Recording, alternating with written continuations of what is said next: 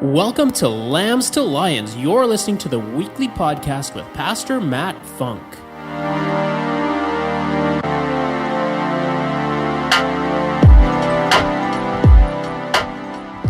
Satan had plans to take us out, but no weapon formed against us shall prosper. And I mentioned this to some of you before, but he is a walking, talking miracle. And you're going to hear the testimony firsthand. He's never shared this before to any other men. He shared it once at a camp to a couple of young kids. Well, that was the G-rated version. Get ready for the R-rated version because this is real, man. Come on. Let's give it up for Coach Rodney Thiessen.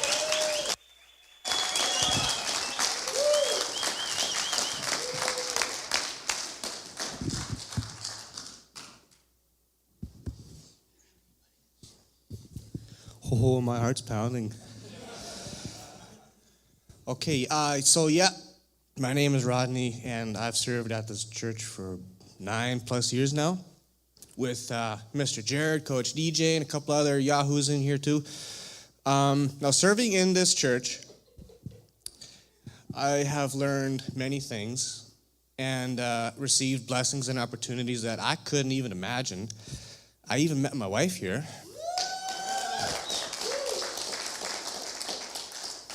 And as men, we all have blessings, we all have opportunities, we learn things about ourselves with abilities, capabilities, and some of the stuff is really fun, it's really cool, but there's also responsibilities to some of these things.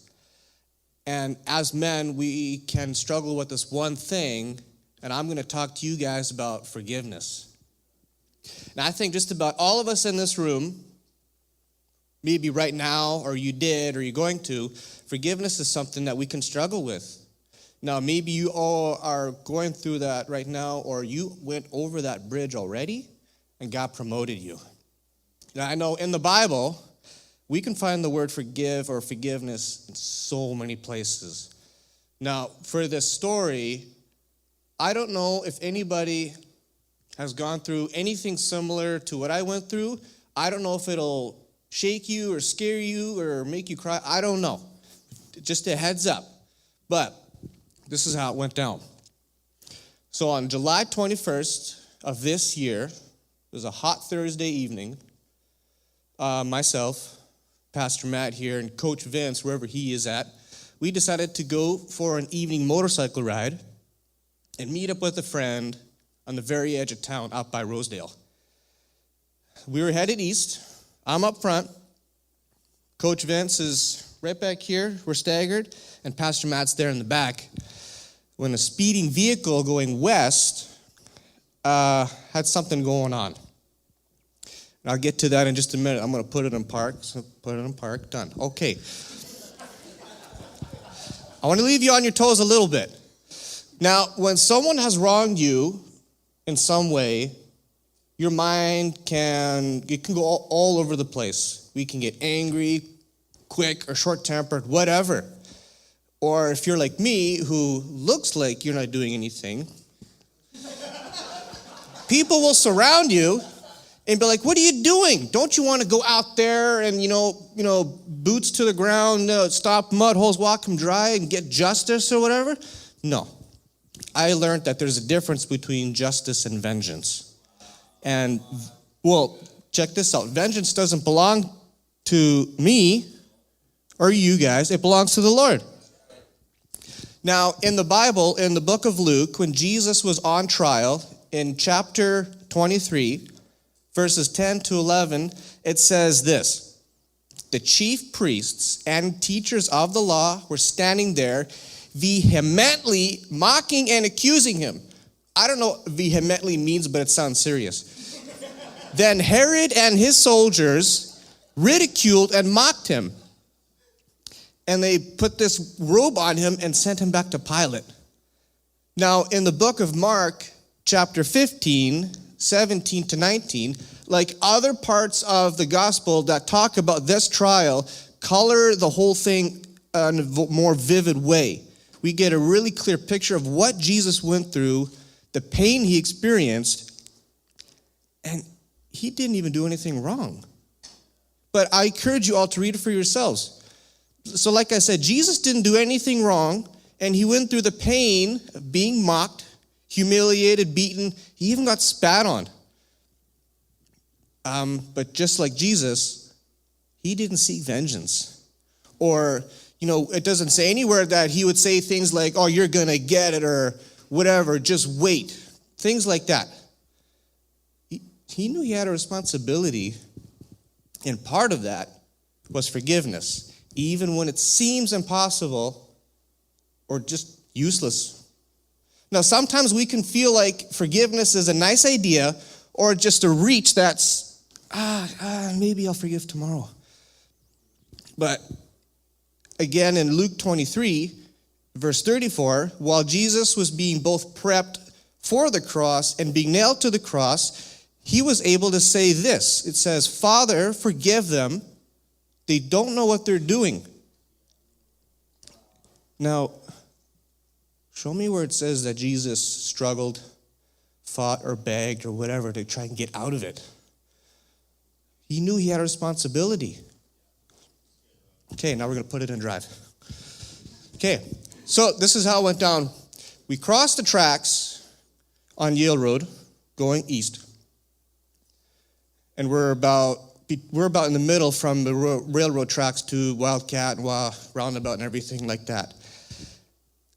And it's basically like this. We're riding, nice, we're having fun.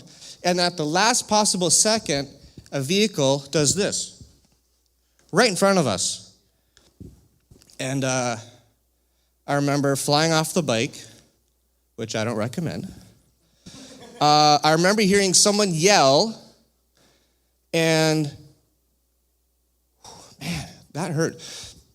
So what happened was a young and impaired driver and a couple of buds, they were having a competition by taking turns to see who could drive from one place to another and back again with the fastest time. They even took it up another level and monitored their own speed. And guess what? The speed was shown right before impact. Do we have a guess anywhere? 100? Some cheeky monkey over there says a number. He's correct. The last number shown was 142 kilometers. And we're going no more than 70 kilometers. So that's a combined speed of way too fast.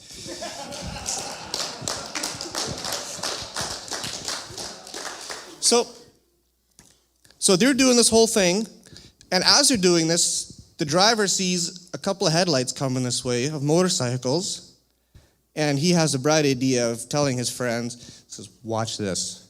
I'm going to hit these guys. Boom. And it happened so fast. So I get hit. I fly off the bike. And then with the impact, the vehicle hitting my bike, it caused the vehicle to go back into their lane. And then while this all happened, Coach Vince was off his bike. He loses it in the ditch, fractures his ankle, and Pastor Matt was lucky enough to, hit the brakes hard enough, lay the bike down, and just walk away bruised. And but for me, it was a little bit of a different story. So I ended up in the ditch with tall grass. Thank you, Jesus. Nice, cushy place. Right? So from quick and sudden to not lying still in the ditch, and it hurt so bad. Now, I remember Pastor Matt calling my name. It's dark, so we couldn't really see. But he found me, and he came over down in the ditch, and he's checking me over because he has first aid experience. And then I remember all I could do is this at the moment, just move this arm. So he's checking me over, and then out of nowhere, this guy comes over. He's a biker, but he was a paramedic at the same time. So he does the assessment. He does the official assessment. He's checking the hips, the pelvis, any internal bleeding, things like that. And at the same time, Pastor Matt, he's over by my head, so I'm lying here. Pastor Matt's right here by my head, holding my head still, and he says, "Okay, I'm going to say a prayer over Rodney." biker, he's over here doing the assessment, and he looks over him, get this, says, "Now's not the time." I'll just do it quietly. No, now's not the time. But he finishes his assessment, and then he gets up out of the ditch, and then right away, Pastor Matt, like a loaded shotgun, starts praying like crazy. And man, there were so many different firefighters and paramedics. One of them I even recognized and called him out by name from the ditch, and it scared the pants off of him because he thought it was a dead guy talking. And there were so many mosquitoes in the ditch, and all I could do was this. The firefighter felt bad for me, and he's like, "Okay, I'll give you some spray," and all this and that. And then the one paramedic says, "What hurts?" "Left hand, left knee, left foot." Okay, and the next guy comes in, "What hurts?" "Left hand, left knee, left foot." If I had $1 for every time someone asked me what hurts, left hand, left knee, left foot. But even in the ambulance, halfway over to the hospital, they kept asking me. But, so I broke my left hand in a bunch of places. And I got a plate put in right here. I messed up my left knee here. 3 lacerations that they had to do twice because they couldn't get all the grass out of it. I messed up my shin, broke my foot in a couple of places. You wouldn't even be able to tell, but I even fractured my face right across here. I had to eat soup for 10 days. And you break your face, I guess you have a lot of blood loss too. I don't know. Something new. I never had stitches, I never broke a bone, but it all happened in one night. And it's not traumatic, but it's interesting to think back of what happened during that night.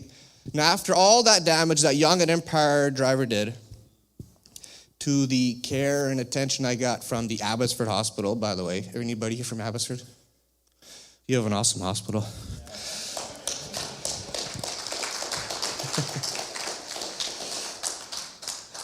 Lying, not lifelessly, but, still pretty still. Recovering in the hospital, watching Elvis videos and church videos online, I still chose to forgive. Even though I didn't know 100% of what the story was, of what happened, how it happened, I just figured, you know what? I'm just going to lie in the hospital here. I got better things to think about.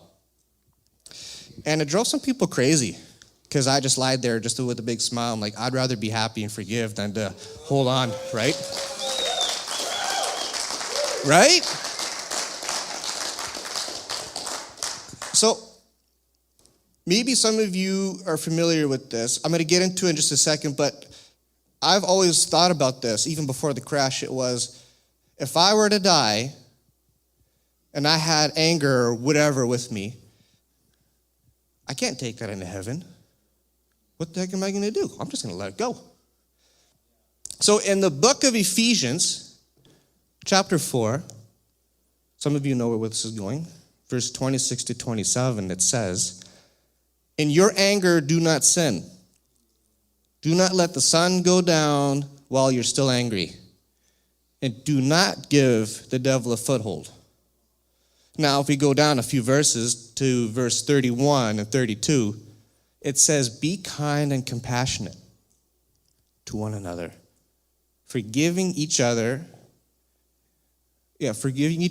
just as in Christ God forgave you."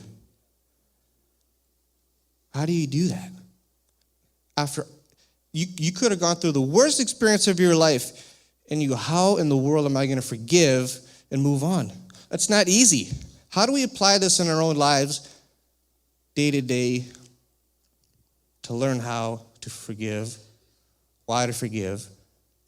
Well, God gave us His Word for an example. It's called the Bible, and we can read it from Exodus all the way to Revelation.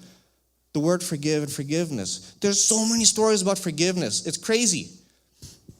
So after about 10 days in the hospital, with many visits from the church family, thank you, I was discharged from the hospital and I got to go home. Now, I spent time recovering, rolling around in a wheelchair, watching Seinfeld and online church videos, see Elvis to Seinfeld, whatever.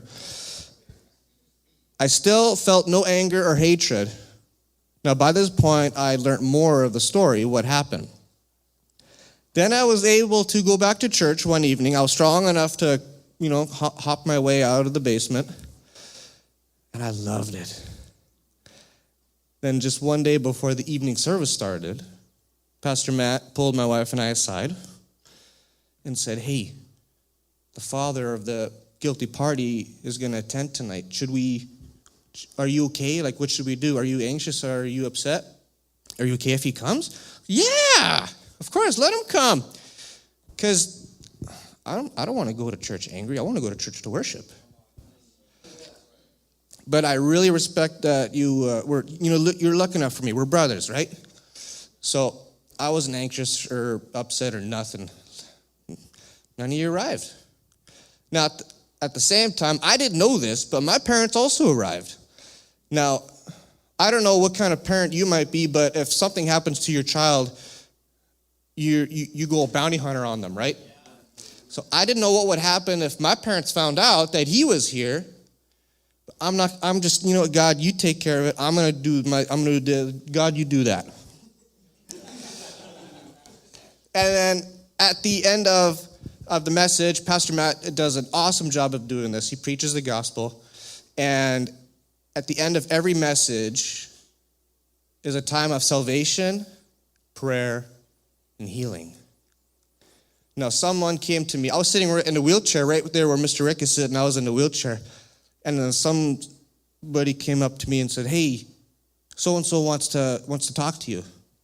Okay, sure. It was the father of the guilty party, and he came to ask for forgiveness on his son's behalf. I already had my hand up before he even finished talking. And I shook his hand, and he looked me dead in the eyes, just like that. He couldn't believe it. I said to him, it's okay. It's okay. That left him speechless. But what left me speechless was that my dad comes. He shakes his hand too. When you see your dad or your mom or uncle or grandpa set examples like that for you, you never forget it. Never forget it.